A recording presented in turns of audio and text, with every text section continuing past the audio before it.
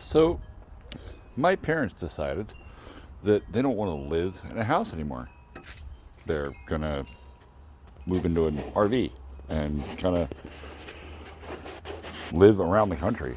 I'm good for them. You know, they're retired now. They can do what they want.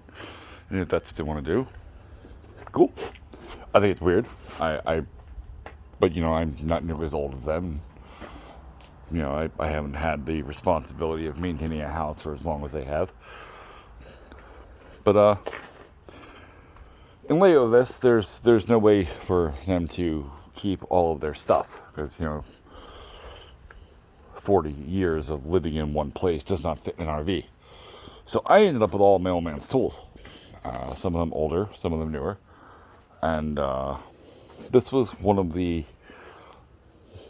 not old but not new things. It's my old man's table router at the Craftsman. Not that you can tell by looking at it here. Unfortunately, the top of the table warped, and it did some really, really bad things here.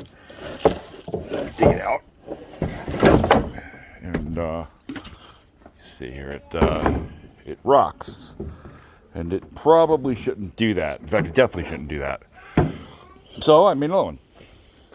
It's a quick glue joint, and using the very router that came with the table to mortise out underneath of it so that it mounts well, and dig a rabbet for the very same aluminum miter gauge or miter guide that came with it, and I was able to put this all back together, and it came out pretty good, I think. Everything's level, everything's plumb, everything's the way it's supposed to be. There's a bee enjoying my wood right there. I'm going to step away from him and let him do his thing. It's a little early in the season. I don't think he's going to bother me, but I don't like picking fights with things that can beat me up, and he is on that very short list. So, anyway, there you go. Do-it-yourself router table. It's very simple. Just a glue joint. I believe I cut this out of a piece of 2x4 pine, or not 2x4, 2x8 pine.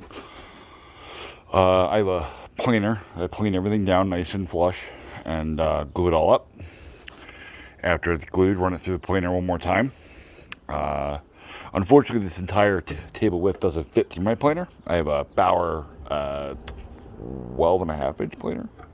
So it's a little bit too wide for that. So what I ended up doing was this half and this half. And then I glued them together and just sanded out the difference. And it works really well. I've already made a few things on it, and it's great. It's a simple, easy fix. If you have one of these planer or one of these routers that has a particle board top,